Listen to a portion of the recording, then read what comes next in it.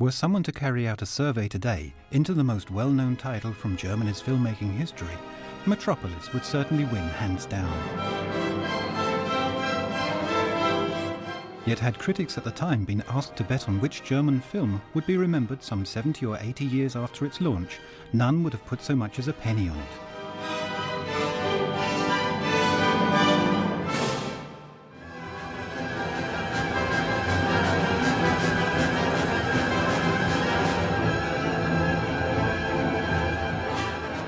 It would appear that it is the very contradictory and inconsistent nature of this film that made it such a flop in the 1920s, is the reason for its consistent up-to-dateness.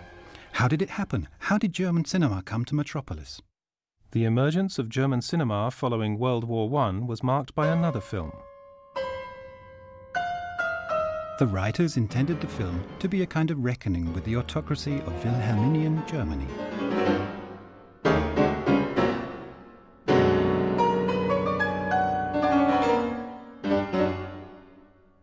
The collapse of which allowed German cinema to blossom for the first time. Der Kaiser hat abgedankt. Er und seine Freunde sind verschwunden. Über die Jahre hat das Volk auf der ganzen Linie gesiegt. Das Alte und Morsche, die Monarchie ist zusammengebrochen. Es lebe das Neue, es lebe die Deutsche Republik. The collapse of traditional social values released energies, which now flowed into the new art. Before the war, the path towards the aesthetic formation of German cinema was being laid by Expressionism in literature and the arts. By the painters of the Bridge in Dresden. By the Blue Rider in Munich. By George Gross in Berlin. Expressionism in art and literature was followed by Expressionism in the theatre. It was followed by Expressionist architecture, initially just designs. Followed by cinema.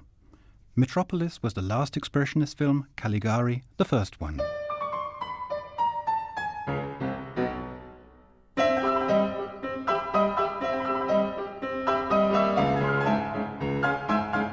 Caligari is, above all, the work of painters Hermann Warm, Walter Reimann and Walter Röhrig, writers Karl Mayer and Hans Janowitz, and actors Werner Krauss and Konrad Veidt.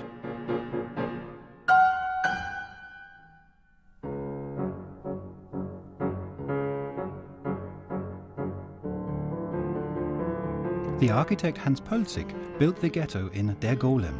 Architects, painters, theatre people and writers were all strongly drawn to the medium of film. Film seemed to offer the opportunity to counteract the division between progressive elitist art and reactionary mass entertainment.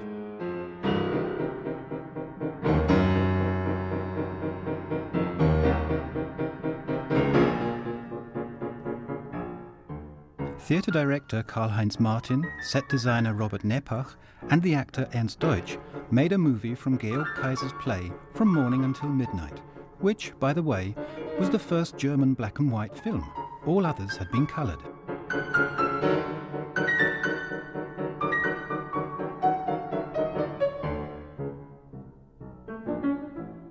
The painter Walter Ruckmann called his abstract or absolute film Light Play Opus 1, 2, 3 and 4.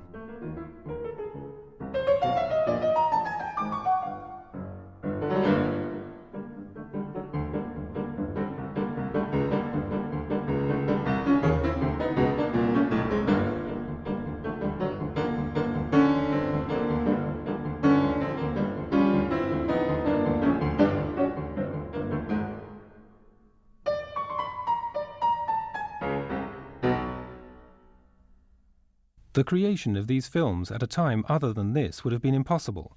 The Marx devaluation enabled the German industry to sell its films cheaply abroad. It also made the German market uninteresting for imports. 400, 500, 600 films were now being produced in Germany every year. An unprecedented chance for all manner of both trash and art. The first films to achieve international standing are by Ernst Lubitsch. He too came from the theatre, from Max Reinhardt. He swapped the theatre for the cinema.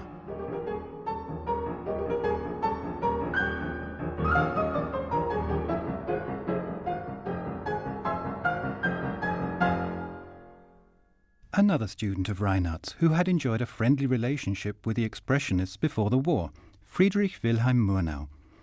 Next to Caligari, his Nosferatu plays a major role in establishing prestige for Germany's cinema in its arch-enemy's capital, Paris.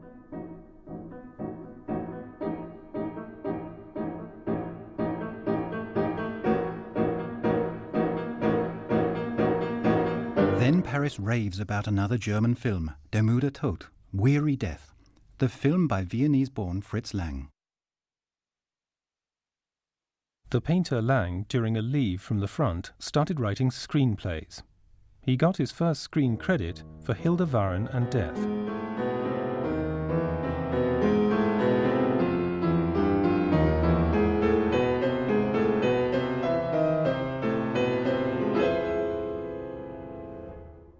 During a sick leave, Lang also appeared on stage as an actor.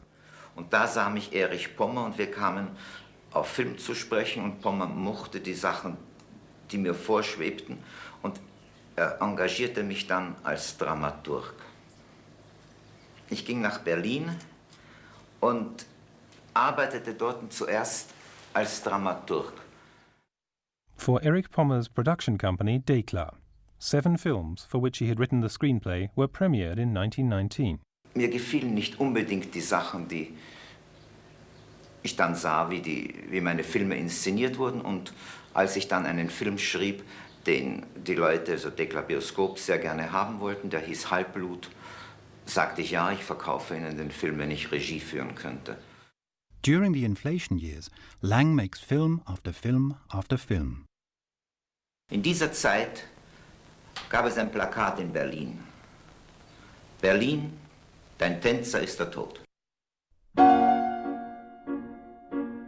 Der müde Tod. Artistic prestige for Lang came with his 8th film. Death itself is featured as architect, narrator and director. It has built a wall with neither doors nor windows.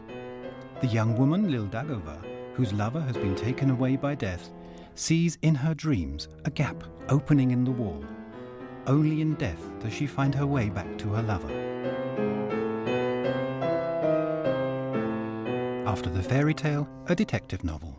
Dr. Mabuse, der Spieler, ein Bild der Zeit und Inferno, Menschen der Zeit. Dr. Mabuse ist das Prototyp dieser Zeit. Er ist ein Spieler. Er spielt Karten, er spielt Roulette und er spielt mit Menschen. Er spielt mit ihren Schicksalen. Mabuse too is a producer and is himself a part of his production. Mabuse has no face. He is an array of masks. The actor playing him, Rudolf Klein-Rogge, was married to Thea von Harbu, screenwriter at Dekla. It was there she and Lang met. They became a couple.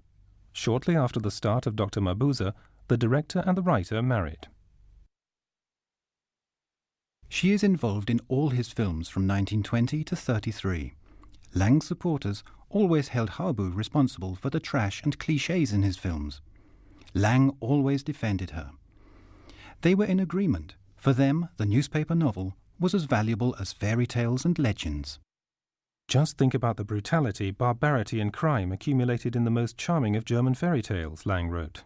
And in German legends, Lang filmed Die Nibelungen, first film Siegfried.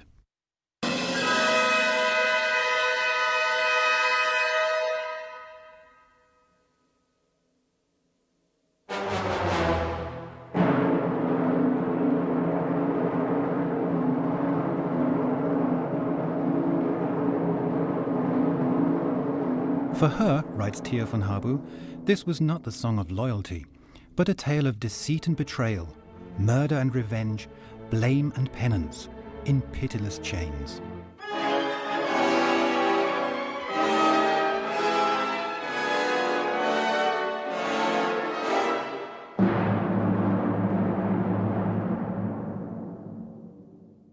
Second film, Kriemhild's Revenge.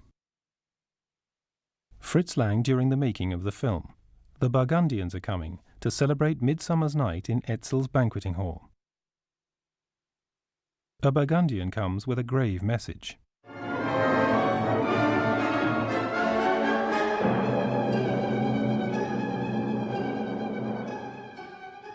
For Lang, this presented both another architectural dream and nightmare.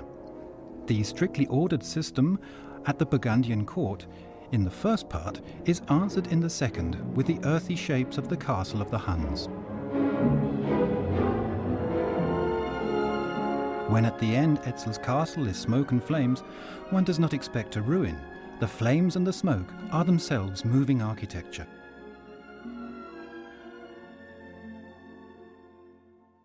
As the film premieres, the post-war period is at an end.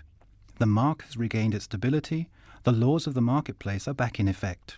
In the arts, new objectivity is replacing expressionism. The heyday of inflation-driven cinema is over. So too the self-sufficiency of German filmmaking.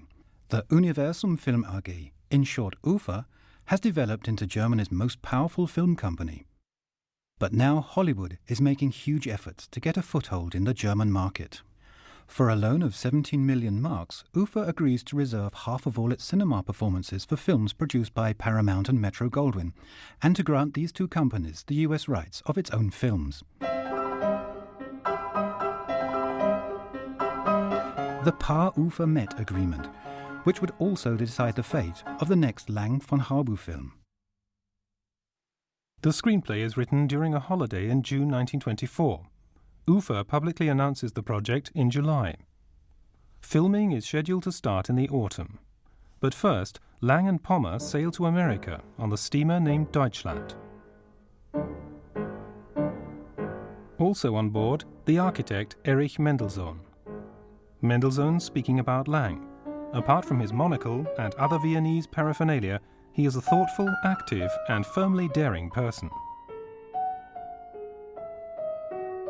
Harbour entrance. Mendelssohn writes, Turns, spatial cataract, spatial battle, endless lush of victory. Mendelssohn calls his journey a voyage of discovery for optics and mind. The city fills with energy during the day. At night it bubbles with life, in a web of vehicle lights, in the bright calling of the billboards, in the vertical heights of the skyscrapers. A photo by Lang. He would later claim that it was New York's skyscrapers that provided him with the inspiration for Metropolis. I saw the buildings like a vertical curtain, opalescent and very light, filling the back of the stage, hanging from a sinister sky, in order to dazzle, to diffuse, to hypnotize. From New York, Lang and Pommer travelled to Hollywood, visiting studios, studying special effects, purchasing cameras. Thea von Harbu at the same time is writing the novel and screenplay. The novel is serialized in a magazine from August the 26th onwards, before being released as a book.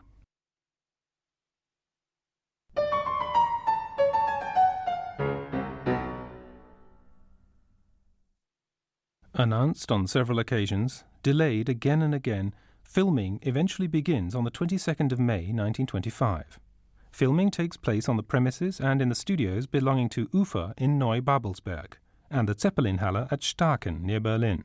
Filming continues until the end of October 1926, 310 shooting days and 60 nights. Instead of the planned budget of 1.5 million marks, the film's final cost is reported to have been 6 million marks.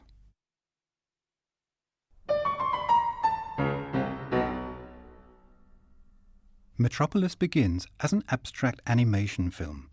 The film's title is created from surfaces and lines and forms the bridge to the graphic design of the city mountains.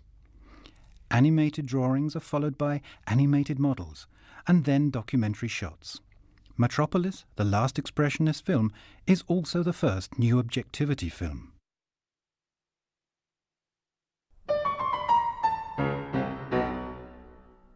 Reviewing the film, young Louis Buñuel wrote, "Cinema is being used as a faithful interpreter, serving the boldest dreams of architecture."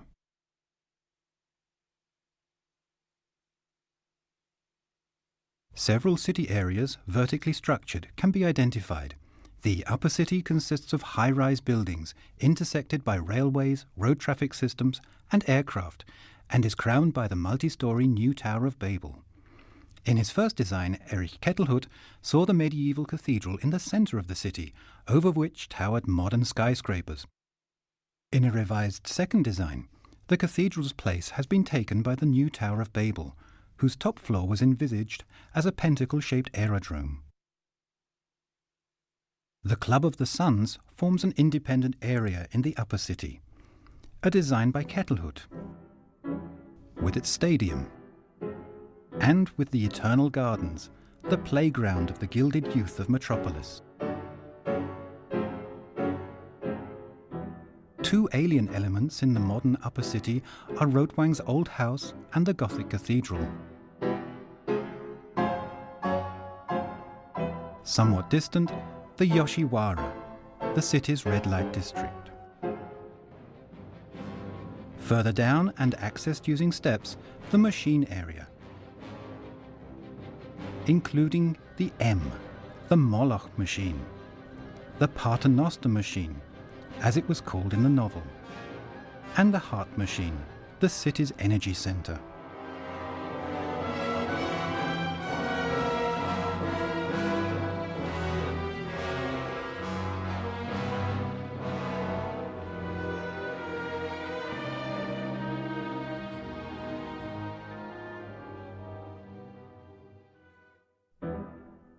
Below this, again connected to the upper floors by stairs, elevators and shafts, are the ancient catacombs, with a kind of crypt at their centre. Yet the buildings in Metropolis insinuate neither an intrinsic whole nor a unified world. Instead of three-dimensional buildings, just sketches of non-executed architecture. Indeed, not even intended to be executed. Fantastic imaginary architecture. I am living, Lang said, through my eyes.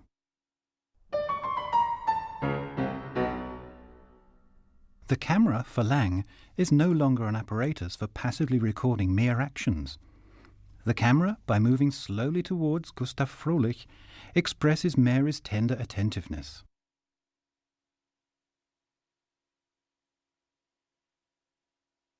Together with Freda's hand, the camera reaches out for Mary's scarf.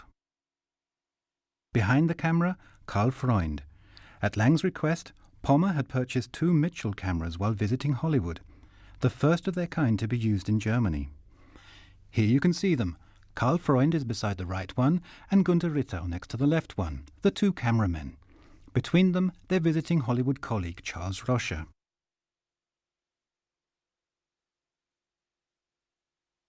Another camera to be used on the Metropolis set was the Stachov Filmer, a German-made light metal camera.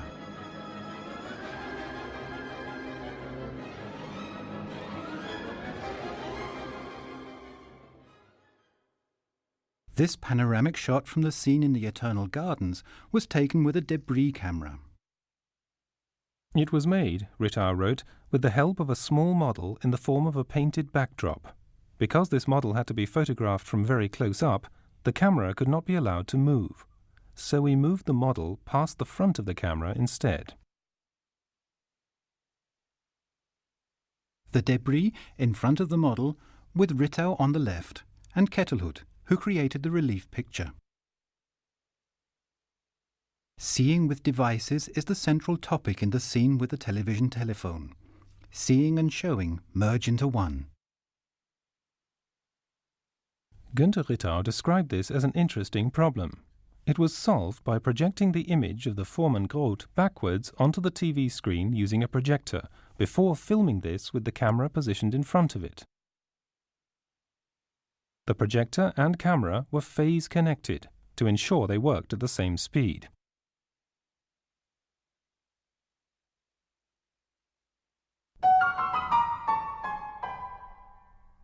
The Tower of Babel at Night, a trick tableau by Erich Kettelhut.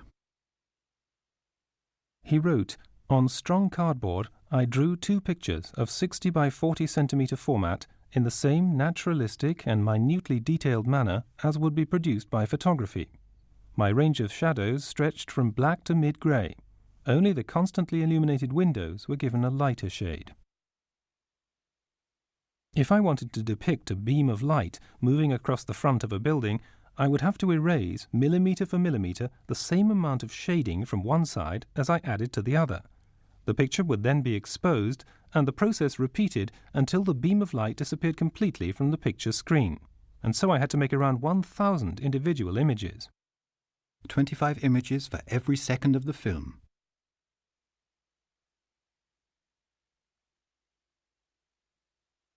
So too can it be imagined how from Kettelhut's drawing of daybreak the moving image of the city mountains resulted.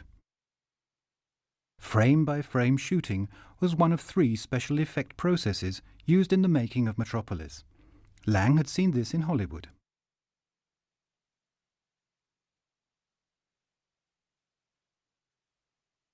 The set for the main shopping street combined 2- and 3-dimensional presentation. A relief model with painted background, the building in the foreground at a scale of 1:16 to the simulated heights, a painting of the new Tower of Babel in the background at a scale of 1:100, 3.5 meters representing 350.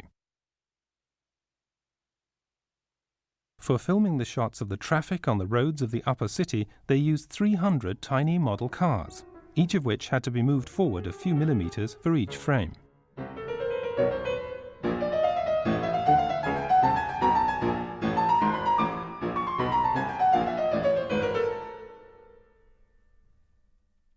How did the M machine change into the Moloch?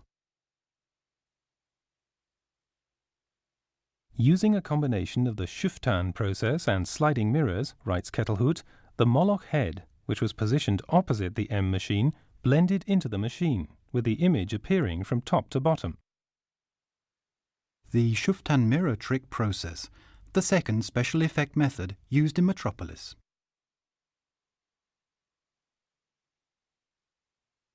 Eugene Schüftan was a painter and architect, and Hans Pölzig assistant at the Berlin Academy of the Arts. Ich bin zum Film gekommen eigentlich durch das Verfahren, weil mich das Bild in der Bewegung sehr interessiert hat. Damals hatte man bloß stillstehende Bilder und nicht das Bild in der Tiefe. Das ist ein Hauptteil meines Verfahrens, weil der Spiegel in der Tiefe gebraucht wird. Schüftan's mirror trick process enabled the combined use of models and real scenery. Here between the model buildings, on the street below can be seen the real pursuit of Mary by the crowd.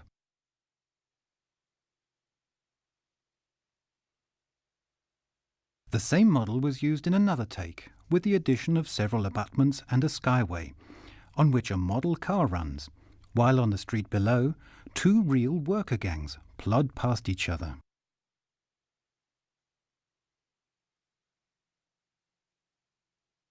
To achieve this effect, a mirror mounted at 45 degrees in front of the camera lens reflected the image of the miniature model positioned directly behind the camera. Part of the mirror surface had been scratched away so as to provide the camera an unrestricted view of the real scenery.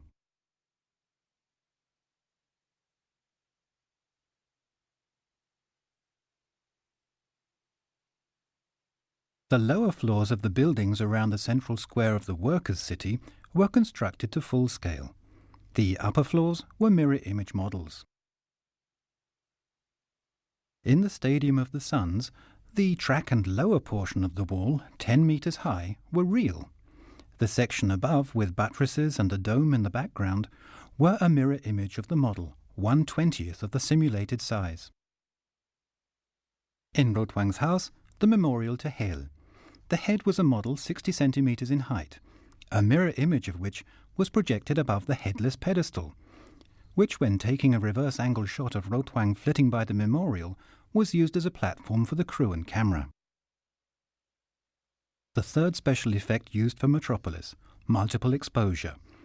Not copying one on top of the other, subsequently in the laboratory, but actually during the shoot, in the camera, on the same reel of film, which had to be rewound several times. Günter Ritter, der hat mir auch in Metropolis unendlich geholfen. Und vor allem bei der Erschaffung des künstlichen Menschen, wo ein Mensch aus einem Robot geschaffen wird, aus einem metallenen Robot. Und er hat das so großartig gelöst, dass man mich heute in Amerika noch fragt, wie habt ihr das eigentlich gemacht? The same piece of negative was exposed up to 30 times. We first shot the mechanical person on the pedestal. The figure was then replaced by a black silhouette, and around this figure 2 circular arched neon lights in tubes made from sandwich paper were moved up and down repeatedly by a type of elevator, filmed through a glass plate, which was smeared with a thin layer of grease. Finally, the electrical discharges were filmed, without the greased glass plate. Sets have become architecture, says Buñuel. Costumes and makeup become sculpture.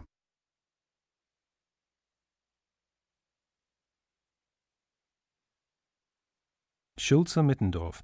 The figures were actors wrapped in a layer in a gothifying style, made out of thick, hard and wired jute. Their heads were encased in a full mask, made from a new, malleable wood material which had just appeared on the market. The material could be sawn, grated, filed and planed. The futuristic mechanical person is made from the same material. Brigitte Helm had to be able to sit, stand and walk in the costume. A plaster mould of the helmet was constructed, onto which I directly attached the body, which could be broken down into several parts, the same principle as for knight's armour.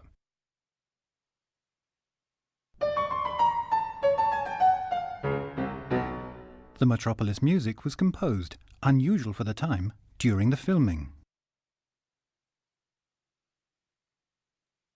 Huppertz had already written the Nibelungen music.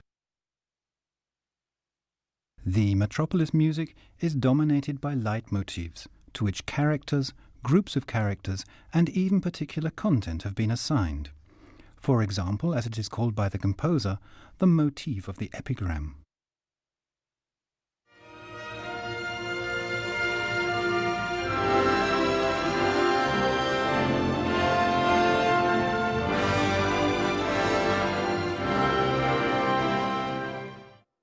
Or the opening titles music.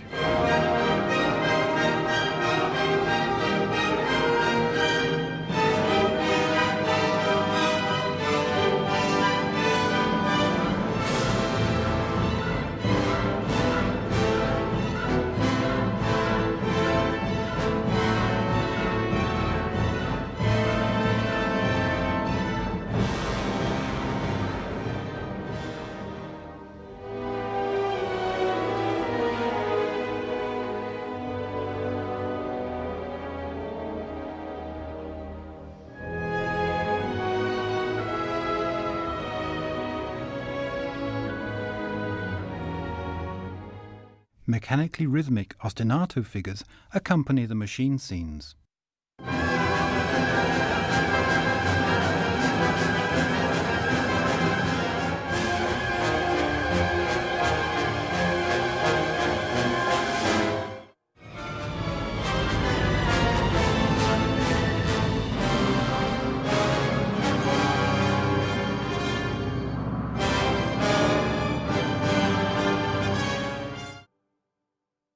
Two dances are assigned to specific settings, the Yoshiwara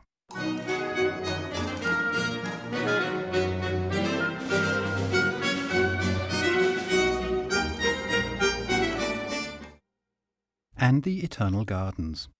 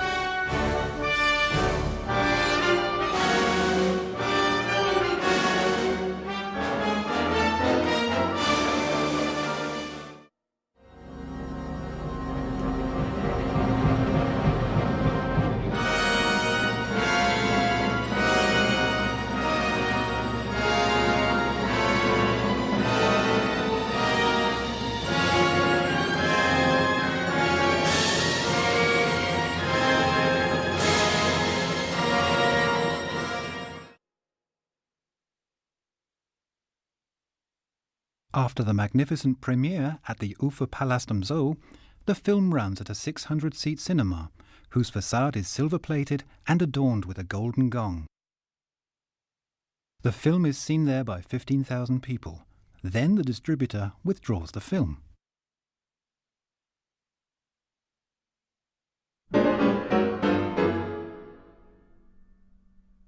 When the film is re-released 6 months later, its length, following the example of the American version, has been reduced by 1/4. Paramount commissioned playwright Channing Pollock with the task of editing the film. In his autobiography, he makes fun of the mechanical woman through which Rotwang wants to give new life to his dead love. The story was of an inventor who, widowed and not liking it, built for himself a second wife constructed of steel. She must have been, I should think, an uncomfortable bedfellow on winter nights. The adapter builds a different story into the film, one which can be told using the available shots. Not a very original story, based on the Frankenstein theme.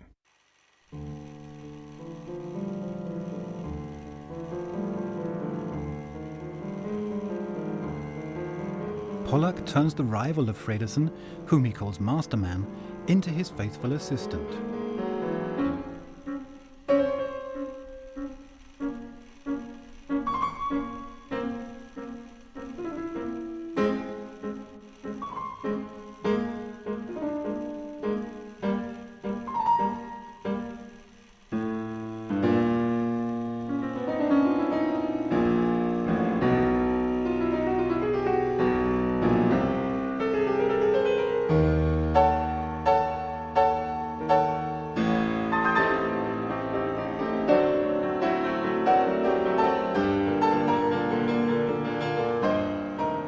It's not clear, though, why he's so angry about it.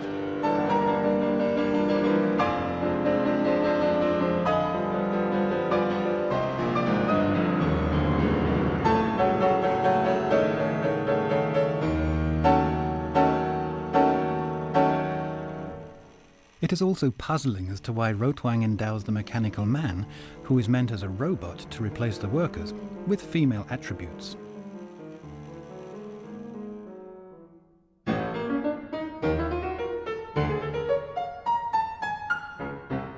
How do we know what these scenes looked like in the version screened at the premiere? One source is Huppert's musical score, to be exact, the bandmaster's copy.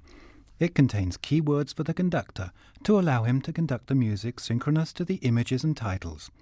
For the scene in Rotwang's house, the following is written.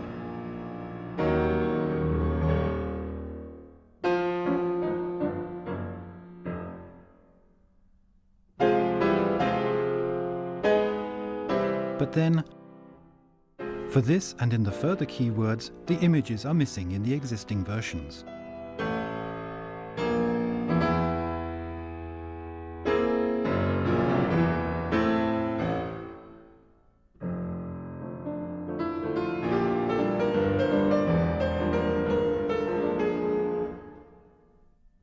That could be this.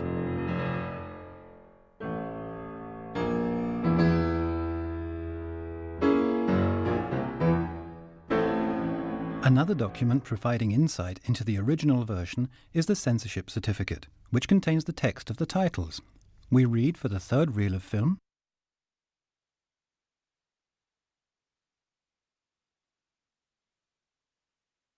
This has no equivalent in the score.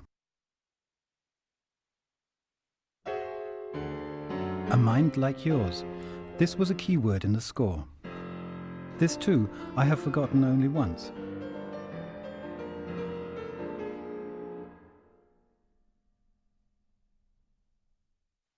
A still explains the keyword memorial pedestal in the score and shows the text reproduced on the censorship certificate.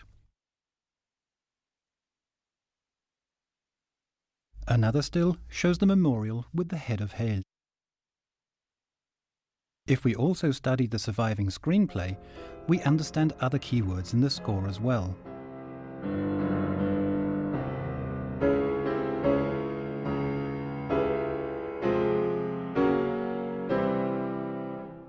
This explains Curtain Up. Fredriksson Close Up, the score said. The text of the titles we know from the censorship certificate. How they must have looked, a surviving torso of the shortened German version tells us. Thus we can imagine the sequence.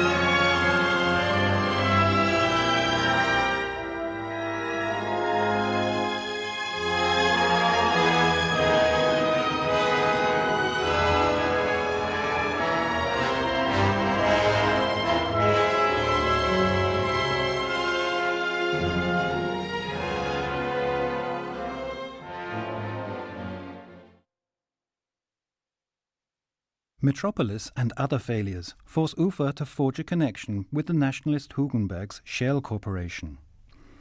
Lang formed his own company, which produced his last two silent films. The first, Spies, a thriller along the lines of Dr. Mabuse, again with Kleinruger. The second, The Woman in the Moon, pure science fiction, not a mixture with other genres as in Metropolis. A trip to the moon. Von Harbu had envisioned this already for Metropolis. Freda and Mary were supposed to leave the Earth and fly into space with a spaceship.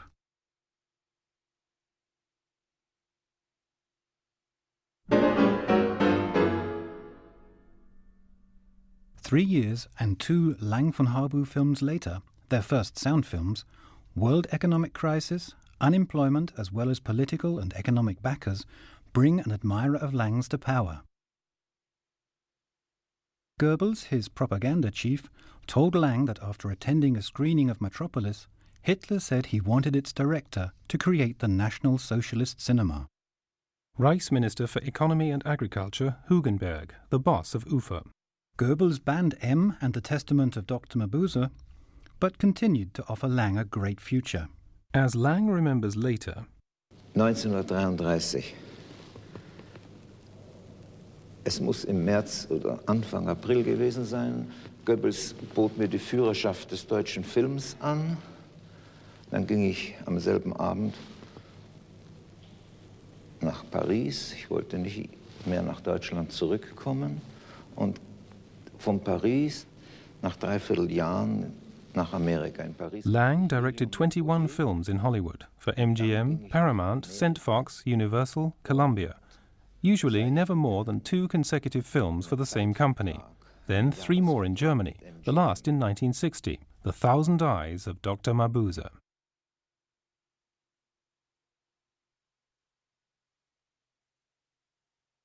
The elements criticised in the 20s aided the revival of Metropolis from the 1980s onwards into the new century, the mixture of genres, styles and time levels.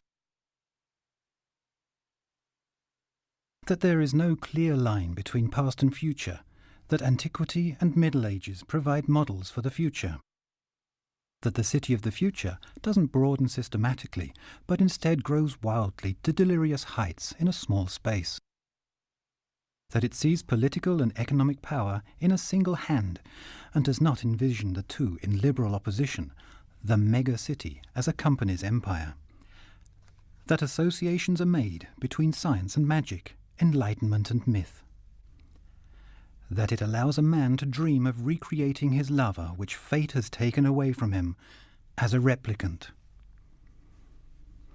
That it fails to present a modern, realistic image of the plight of the workers, and instead gives a metaphorical picture based on the early age of capitalism. That it generally favours similes, metaphors and allegories over confidence in the sensual perception and rational analysis of the outside world. That as the only remedy for dissolving contradicting class interests, it offers an appeal to the goodwill of the social partners.